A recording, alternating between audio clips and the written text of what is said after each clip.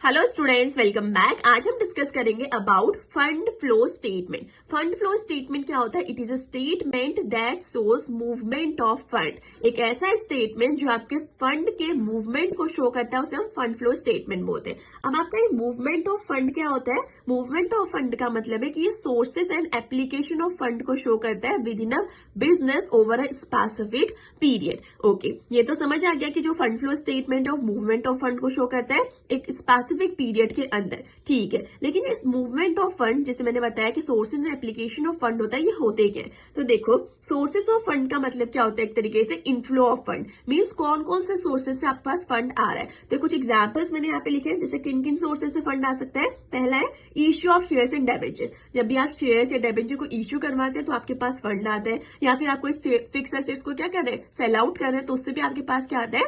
Fund आता है। तो वो क्या हो गया? आपके सोर्सेज ऑफ फंड। दूसरा क्या है?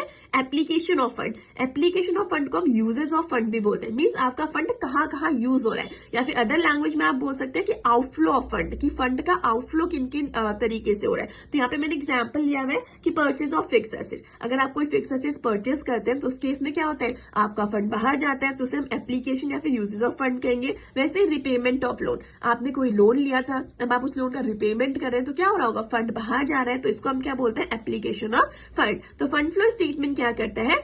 शो करता है मूवमेंट ऑफ फंड को, मींस आपकी inflow and outflow of fund को शो करता है एक बिजनेस के अंदर एक स्पेसिफिक पीरियड में। इतना सबको क्लियर है? ऑलराइट। अब देखो, यहाँ पे समझने वाली बात क्या है कि जो आपका फंड फ्लो स्टेटमेंट है वो क्या हाईलाइट करता है? वो हाईलाइट करता है आपका चेंजेस। किसमें changes? Changes in companies financial position by analysing the inflows and outflows of fund between two balance sheet dates. मतलब जो आपका फंड फ्लो स्टेटमेंट है वो क्या करता है? दो बैलेंस शीट के बीच में कंपैरिजन करता है। कैसे कंपैरिजन करता है? वो एनालाइज करता है inflow and outflow of fund को। मींस पहली बैलेंस शीट उठाएगा और देखेगा किन किन सोर्सेज से इनफ्लो हो रखा है, किन किन सोर्सेज से आउटफ्लो हो रखा है। वही दूसरी बैलेंस शीट उठाएगा, वहां पे वो इनफ्लो एंड आउटफ्लो को क्या करता है? एनालाइज करता है। और इसी तरीके से वो क्या करता है? कंपनीज के फाइनेंशियल पोजीशन में क्या चेंजेस है उनको हाईलाइट करता है। समझ में आई आप सबको?